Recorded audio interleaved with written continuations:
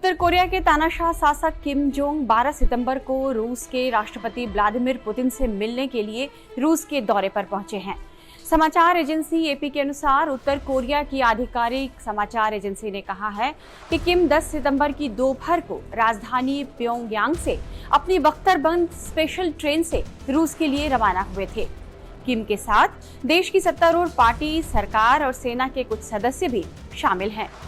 11 सितंबर को पीले रंग की पट्टी वाली गहरे हरे रंग की ट्रेन को उस सीमा पर देखा गया था जहां रूस, चीन और उत्तर कोरिया मिलते हैं। कोरोना के बाद किम जोंग की यह पहली विदेश यात्रा है। किम जोंग की रूस यात्रा को लेकर कई तरह की चर्चाएं हो रही हैं। इस यात्रा से यूक्रेन में जारी युद्ध के मद्देनजर रूस के संभावित हथियार सौदे को लेकर अमेरिका और पश्चिमी देशों की चिंताएं भी बढ़ गई हैं। अमेरिका पिछले कुछ समय से लगातार चेता रहा है कि इन दोनों देशों के बीच हथियारों का सौदा हो सकता है। मीडिया रिपोर्ट्स में बताया जा रहा है कि अमेरिकी अधिकारियों ने कहा है कि रूसी राष्ट्रपति पुतिन यूक्रेन के खिलाफ युद्ध के लिए उत्तर कोरिया से हथियारों की मदद मांग सकते हैं। तो दूसरी तरफ ये भी कहा जा रहा है कि उत्तर कोरिया के तानाशाह की यह यात्रा मुख्य तौर पर अमेरिका को घेरने के लिए है।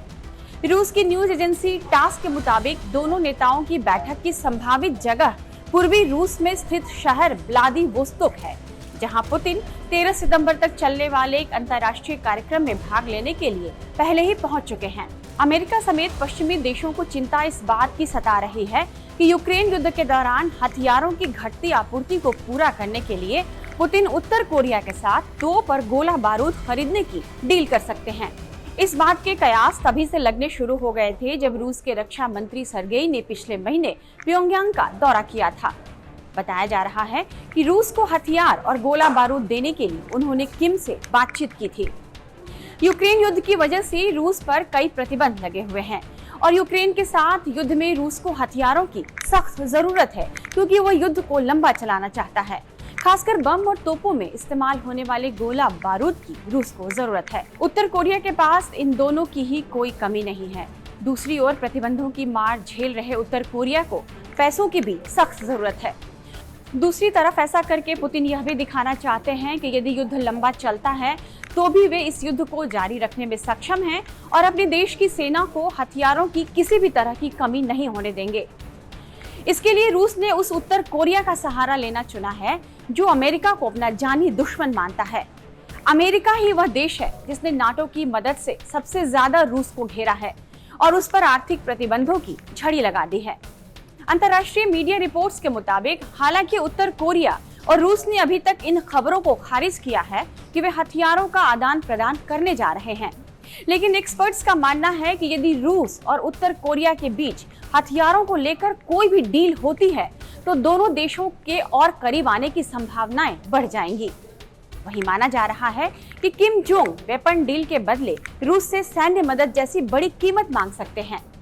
वहीं अगर रूस उत्तर कोरिया को तेल या खाद्यान्न देकर उसकी मदद करता है तो इससे उत्तर कोरिया की अर्थव्यवस्था भी उभर सकती है। यदि ऐसा होता है तो उत्तर कोरिया ताकतवर होकर उभरेगा और अमेरिका के खिलाफ रूस और उत्तर कोरिया का एक नया गठजोड़ बन सकता है। यूक्रेन युद्ध पर नाटो की सेना को साथ लेकर उसकी मदद करने की वजह से अमेरिका अभी रूस का नंबर 1 दुश्मन बना हुआ है और दूसरी तरफ उत्तर कोरिया भी दक्षिण कोरिया का साथ देने की वजह से अमेरिका से 36 का आंकड़ा रखता है। इस दुश्मनी की शुरुआत 25 जून 1950 को उत्तरी कोरिया से दक्षिणी कोरिया पर आक्रमण के साथ हुई। चीन और रूस उत्तर कोरिया के सपोर्ट में थे तो वहीं अमेरिका साउथ कोरिया का साथ दे रहा था। हालात काबू में करने के लिए अमेरिका ने उत्तर कोरिया पर हवाई हमले शुरू कर दिए थे। अमेरिका के हमले से गांव के गांव और शहर के शहर तबाह हो गए। लाखों उत्तर कोरियाई मारे गए। 3 सालों तक उत्तर कोरिया पर अमेरिका ने नॉन स्टॉप हवाई हमले किए थे और अपनों के मारे जाने का गम और गुस्सा नॉर्थ कोरियाई लोगों के मन में आज भी है। माना जाता है कि अमेरिका के इस रवैये के बाद से ही यह देश खुद को परमाणु शक्ति संपन्न करने लगा।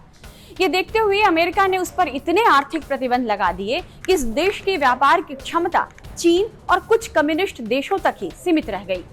ये भी उत्तर कोरिया के अमेरिका पर गुस्से का एक कारण बन गया। किम जोंग जो बाइडेन के अमेरिकी राष्ट्रपति बनने पर भी अमेरिका को अपना सबसे बड़ा दुश्मन बताते हुए यह ऐलान कर चुके हैं कि सत्ता भले ही बदल जाए, अमेरिका का उनके लिए रवैया नहीं बदलेगा। जानकारों के मुताबिक रूस और नॉर्थ कोरिया के बीच जो ये नया गठजोड़ बन रहा है, वह यूक्रेन युद्ध के खिलाफ अमेरिका को नीचा दिखाने के और हथियारों को जमा करने के लिए हो सकता है, ताकि रूस पूरे दमखम से यूक्रेन पर अपना हमला जारी रख सके और अमेरिका और पश्चिमी सहयोगियों पर बातचीत का दबाव बना सके।